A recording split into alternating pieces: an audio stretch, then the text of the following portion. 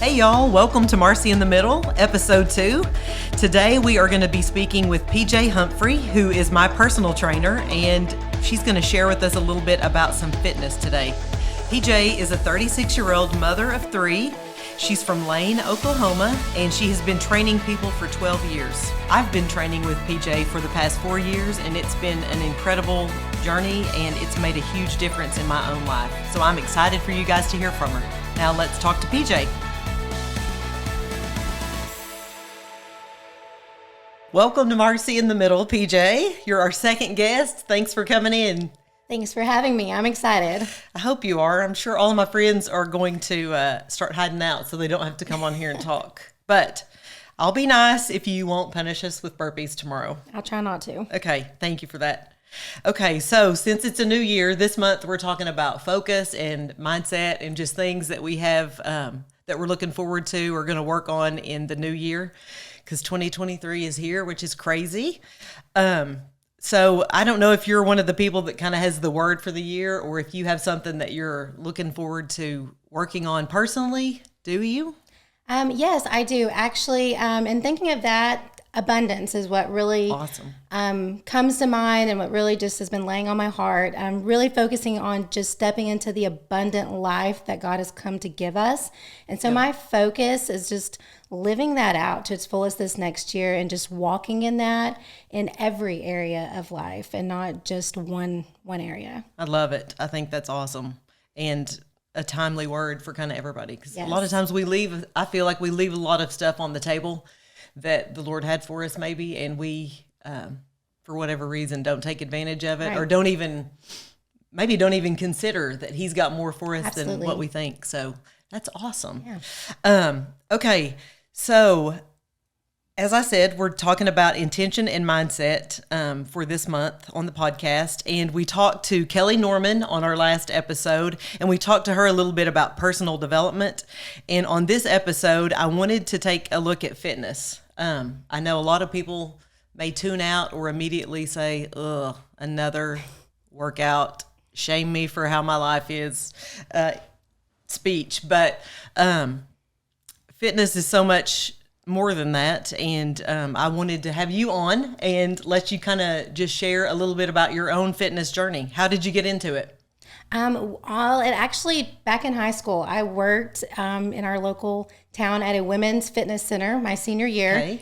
And it just working with the women and helping them and doing exercises, just I found I really loved it. Awesome. And enjoyed it. So it kind of altered a path I thought I had going into something completely new, and opened a door I didn't even honestly know was there. That is great. Yes. Okay, so tell me I don't even know what you have. I know there are qualifications that you have to have, but I think you actually have a degree. Yes, I have a bachelor's of science from ECU with an emphasis on kinesiology. So I went specifically to study movement of the body, exercise, because I wanted to be a personal trainer. So kind of helped me get on that path.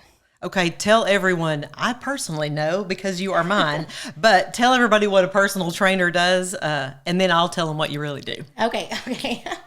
So I work with people either individually or in groups, just hitting their goals, regardless of what that is. Some people come and they want to gain all this muscle. Some people just want to lean out. Some people just want to get fit and stay healthy because they know it's what's good for them, and they're just not very motivated on their own to do it. So really just whatever their goals are, I work with them individually trying to achieve those. That is, that sounds like an accurate description. When I started about 4 years ago, I saw one of your posts on Facebook, and I think Stephanie and Beth were probably in the picture. Yes. And I was like, I think that I need to do that, because I'm 47 at that time, and I was just like, it's time to do something physically to get stronger. What are the ages that you, like your clients, what do your ages range from? I have had them as young as 12 years old, all the way up to 66. Okay. So a wide range of, there is no age requirement by no means. Okay, that's good. And I did not know, I know when you're talking about the 12-year-old, sometimes people do other sports or activities and they will train just to get more either limber or do some strength training or build up I don't know what you call cardio strength. Yeah, but the 12-year-old that was with me, he wanted to endurance. Yeah. Because he needed that for his sport. That's great. So you can do all different kinds of things. Like I said earlier, I know a lot of people get intimidated when you start talking about it, because when you get on Instagram, there are a million accounts of all of these people who look absolutely physically perfect. They're all cute in their gym outfits, full face of makeup, and not sweating, and you're seeing the best of the best. And when you start looking at that just as a regular person, that seems unattainable and almost like, I don't even want that, so I'm not going to try. Or I do want to look like that, and there's literally no way without surgery and a million other things that I'm going to come out looking like that. So what would you have to say to somebody who's like nervous or intimidated by the process? One of the big things, because yes, I deal with that all the time. Social media, as great as it is also can be awful at the same time. But as I tell them, just take it day by day, step by step. Don't try to go change everything at once in the first day, because you will probably fail. Yeah. It's overwhelming. It's too much. So just try to find one thing and try to be consistent, and then just slowly make those changes so that you're not so overwhelmed emotionally and physically with this new journey that you're trying to take on. Yeah, I think that's a good idea. I know when I started, I was like, I'm not sure how this is going to go. But once you kind of get in the routine, you start figuring out that your body is getting stronger, and that the workouts are having effects on literally your overall health, even just your resting heart rate and how good you feel throughout the day. One thing I noticed myself was just the mental clarity it gave me. Right. And I don't know if it's because you're taking on something that's a challenge, and then, you feel really good after you've accomplished something. But that helps. Okay, so explain there are different kinds of workouts, all kinds of equipment, regimens, programs. Can you explain to us like the different kinds of workouts and kind of what the difference is and what they do for your body? Yeah, I mean, yes, there is so many different things, but some of the ones you probably hear a lot of is you have HIIT training, which is high intensity interval training, which is really great for people wanting to build that endurance, maybe want to get something quick in, but still feel like they've just pushed it to the limit, trying to just gain speed, and that's just getting your heart rate up there quickly, and then bringing it back down and going up and down, up and down. You have just simple cardio, which is just kind of cardio is heart health, as we think cardiac, keeping your heart in good health by just doing minimal, nothing too intense, nothing crazy. Then we have weight training, which can be very intimidating, but weight training comes in all forms. It can be very simple, and you can do lightweight training, you can do heavyweight training, and that really is going to be specific to your goal personally. What you do with the weights, they're definitely nothing to be scared of by no means. And then resistance training, which we use resistance bands, which is really great for people not ready for weights or not able to do movements properly yet. It keeps them from possibly injuring themselves because it's not so much, and there is some give and take to it without setting yourself up for injury, but they also work so well, and they're easy to have at home or anywhere, where weights are not always the easiest thing to have anywhere with you. Yeah, I like that. And the resistance bands are what I'm using to try to be able to do a pull-up, correct? Yes. Okay. Yes. So I am announcing it in front of all 20 people who are listening to this podcast that I am going to be able to do 5 pull-ups by the end of sometime. I've already missed 2 cutoffs, so I hate to say another one, but this year that's going to be maybe pull-up will be my word of the year. There you go. And you can hold me to it. Okay, so if we're starting out and and let's just say that our listeners they're healthy, they don't have any major physical limitations. Okay. What would be the first couple of things that you might tell them to purchase? Because when you go in a sporting goods store, I mean, you can drop thousands of dollars really quickly on workout equipment. And most of it, let's face it, ends up being what we hang our clothes on in the guest room. So what do you recommend just as a basic kind of a startup set? My recommendation for most is get you a set of resistance bands. You can literally get a set with several poundage differences off Amazon for less than $30. Okay. Which will give you a variety of exercises to do, and it comes in a bag and it's portable. And then a set of lightweight and somewhat heavyweight dumbbells. Okay. Honestly, with that right there, you can get a full workout in your own body easily. Yeah, I know that we use the bands and the dumbbells at the gym a lot. Yes. And there really is. I mean, you can almost do anything. Even when we've been on vacation at a hotel gym, they will typically have, even if it's not a large gym, they'll have some dumbbells. Yes. And if you get your plan kind of written out, then you can do it anywhere. Yes.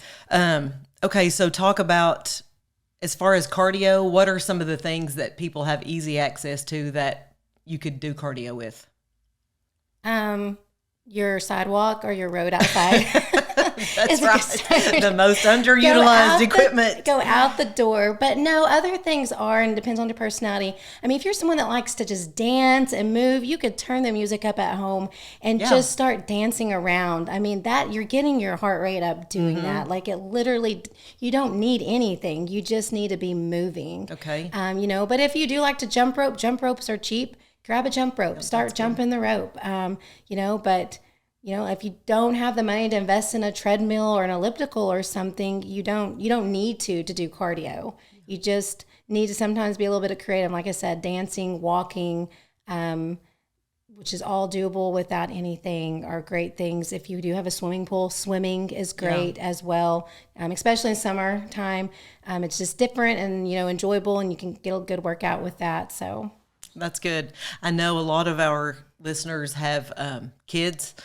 And to me, I think if I was looking back just when my kids were younger, I would say do activities where the whole family is moving. Yes, absolutely. Put them on their bicycles and walk behind them.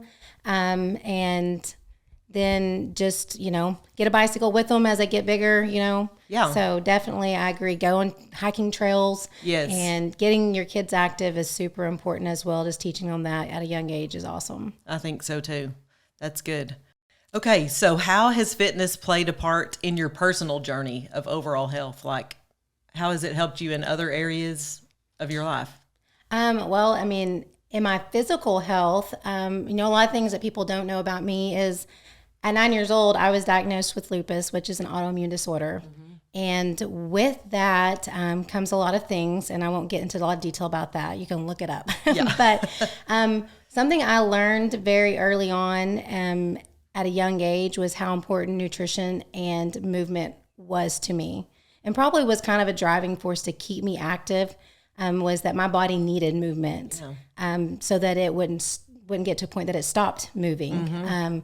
So that just being active and working out and stuff has been such an incredible thing for my body in the physical sense. But also in the mental and emotional sense, there's been times that, I'm going through things in life that have just gotten me down, but I can go get a good workout in, and just all the hormones that are releasing and everything just allows some of that to just die out and just relieves a lot of that. So, it brings clarity in such a different way when you're just kind of releasing stuff through sweating and endorphins and your cortisol levels and everything. So a lot of people don't take that into account, that when we're getting our heart rates up and we're being active, all the hormone things that are going on that really just release so much that we don't even realize. I think sometimes we're just holding in. So it's just those things for me. It has been such a big deal, which is why, like, for me, it's just my life. Yeah. And I couldn't imagine my life without it, because it's just been beneficial in those ways. Yeah, I think, and that makes a key point. A lot of times you think, okay, I'm going to work out really hard for like 2 months. I'm going to lose 10 pounds and then I'm going to quit. And I feel like fitness it's not a short term. I mean, 2 months is better than nothing if that's how it has to work, but really making it part of your lifestyle. And again, I know that's hard, and especially if you're a mom with young kids, or if you're working a job. A lot of us go to work and you put in 8 hours, you got to go home, do laundry, cook supper, homework. It feels like you don't have time to do absolutely. to do anything else, but it really is feel like if you can kind of set a time, that's your time for that, and maybe a place, then making it a lifestyle it just impacts literally the rest of your life. And I would not have thought that 4 years ago, but it has definitely been beneficial to me. And like you're saying, I know to you. One of the other things I think is really fun is doing it with a friend. Yes. Or yes. Our group. There's 3 of us, and I know we're her crazy group. It's the best. And then you've got a couple of other groups where people meet together. And what are your thoughts on that? Do you prefer to train people alone, or do you prefer training them together? I mean, I leave it up to them. Some people just want the one-on-one. They have goals. And I get that. I've had that in my time where I didn't want to work out with anyone. I wanted to focus on my goals and just didn't want the interruption and wanted to stay focused.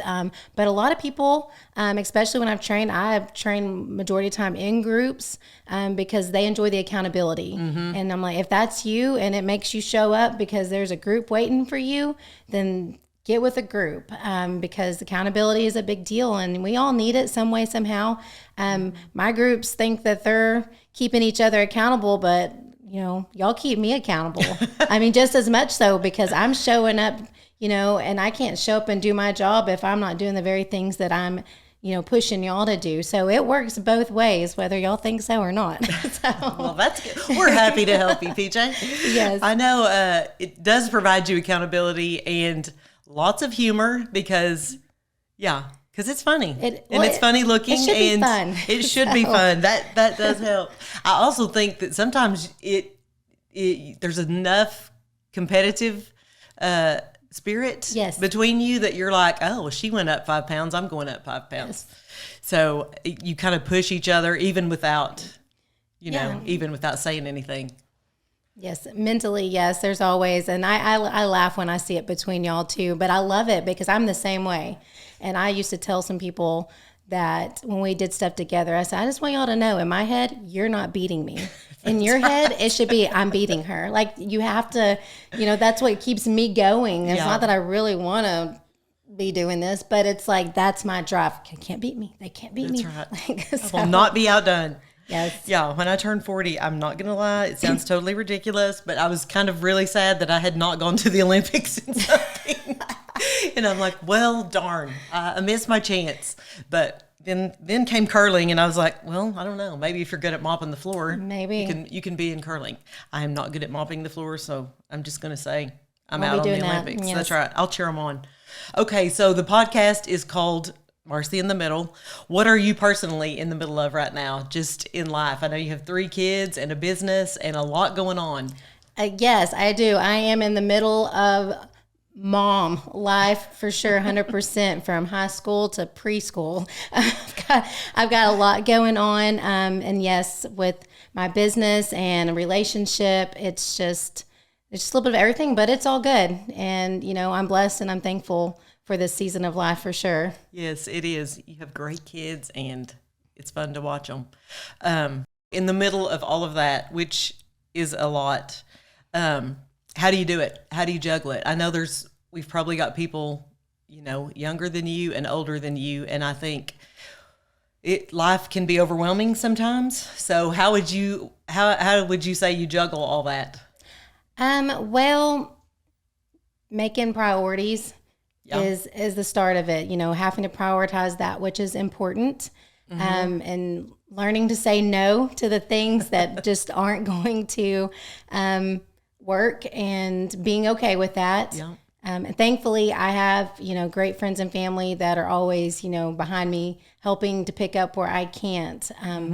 But that's the biggest prioritizing is probably in the biggest thing because there's so many things that could be done and do, but not everything's important or needed, and to stay on track and on schedule. And I have this big calendar too with every little nook and cranny dotted on there. So you have to, when you've got kids, I think you have to, and you are very organized anyway. I am not, but I do remember a lot of Post-it notes in my life. I still have them now because I can't maintain a train of thought longer than 30 seconds. Well. Okay. So if you were looking back, let's say, how old are you? 36. Okay, good A little job. bit longer. You're right in the middle. You're doing good. 36 is the 30s are amazing. But if you were looking back to maybe yourself in your 20s or to people that we know that are in their 20s right now, is there anything that you would tell them that you wish you had known back then? I think a lot of it is just don't give up. That was something that just kind of been pressed upon me because there have been times that I just gave up and stopped pushing for the things that I felt I needed to push for. I allowed fear, I allowed life, I allowed things to get in the way of that. And, you know, if you feel that you're supposed to do something or be somewhere or that you've been called into something, like don't give up. Just keep pressing through. Keep working at it. It's all going to work itself out if that's what you're supposed to be doing or where you're supposed to be at. Yeah, I think that's good. Have you noticed anything that you felt called to do maybe in your 20s that you're just now kind of getting to walk out?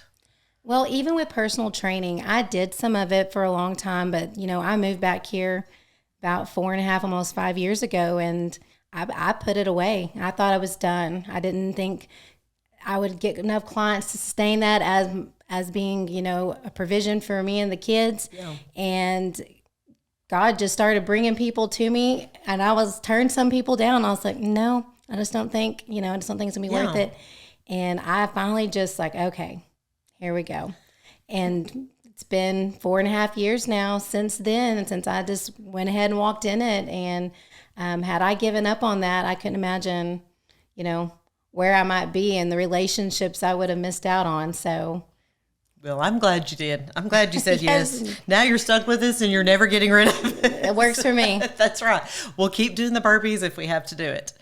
Well, I don't have any more questions per se, but is there anything that you just want to share to our listeners? Any encouragement or anything that you want to give? Everything you've said has been great. I'm ready to go. Let's go jog. Let's go jog after this. I got my tennis shoes on. That's right. I'm ready. Well, you know, this being about walking into the new year, and, you know, it's a time we all make these resolutions and we're going to make all these changes, and it's just kind of the same old thing. We all know the script at this point. But, you know, in regards to just fitness and stuff, what I would, you know, want to say is, if this is something you're wanting to make some changes with and you're wanting to do, is just take it one step at a time. Sometimes you're going to have to just be okay with the fact that everything's not going to happen overnight. And it's those small, consistent baby steps that build that momentum that lead to that big result that you're ultimately working for. And it's a lifestyle, and it's wrapping your head around the fact that what you're doing today isn't because you're going to stop doing it 8 weeks from now. Right. It's something you want to continue to do until the day you aren't supposed to be on this earth no more. And something you want to hopefully, you know, pass on to your children if you still have children at home, and, you know, blend into your everyday life. And understanding that doesn't mean hours on end at the gym. That's the biggest thing, is people think, well, I've got to dedicate an hour or two a day to ever. No. It's just making those steps to just, how can you change your nutrition? How can you get 10 minutes of just something in? And maybe it's not every day. I don't exercise and work out every single day. I do not eat perfect every single day. You know, it's not about perfection. It's just about, you know, making it a part of who you are without feeling like you're living this rigidness of staying healthy. And, you know, I would just encourage you as you go into this new year, if those are some things that you feel the need to make changes in, to just find the small ways to do it and not feel so pushed to be the people you're watching on Instagram and your other social media stuff, because that's not reality. And that's just the truth. That's the best side of them. That's the spotlight reels, you know, and, you know, if you want to know what reality is, come to come to the gym and come watch us, and we'll show you reality. That's right. Yeah, if you want to see reality, look at PJ's social media. Well, You'll see. I mean, and that's the thing, is try not to focus on that, but realize there is a whole group of people, just working day by day to just be a little better. Yeah. So just be a little better every day, and whatever it is, whether it's fitness, whether it's your relationships. I mean, just strive to just do a little better every day. Yeah, consistent small steps. I think that's good too. Yeah, nothing crazy. Just start and don't quit. Yes. You mentioned nutrition, and that's one thing that we didn't really talk a lot about. What do you suggest for people who are kind of wanting to improve their nutrition? I know you guys have gone through the Whole30 a couple of times, and you eat pretty clean on a daily basis. But if you're just somebody who has not paid attention at all, what would you tell me to start with as far as nutrition? Well, and the nutrition's another thing. People want to just go hardcore with it, and then after the first week, like, they're over it because it's overwhelming. Yeah. And keep it simple.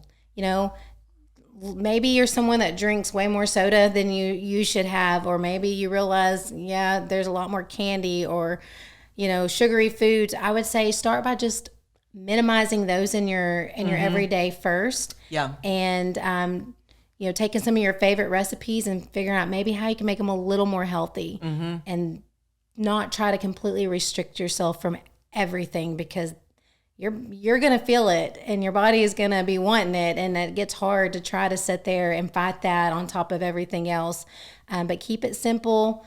I always like to say blend in a little bit of the new and gradually take out, the other stuff, because over time, when you start, even just if you drink a lot of soda and you remove that, you're going to feel better. And that alone, I feel like, is going to encourage you to start making more changes just by how you feel.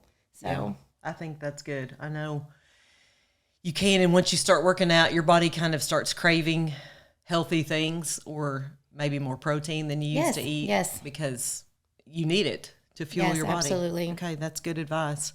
Well, I'm excited about the new year and to see what it holds, and just all the abundance that is that you're going to get to walk in this year. Hopefully, I'm going to catch some of your overflow. Yes, you will. Yes.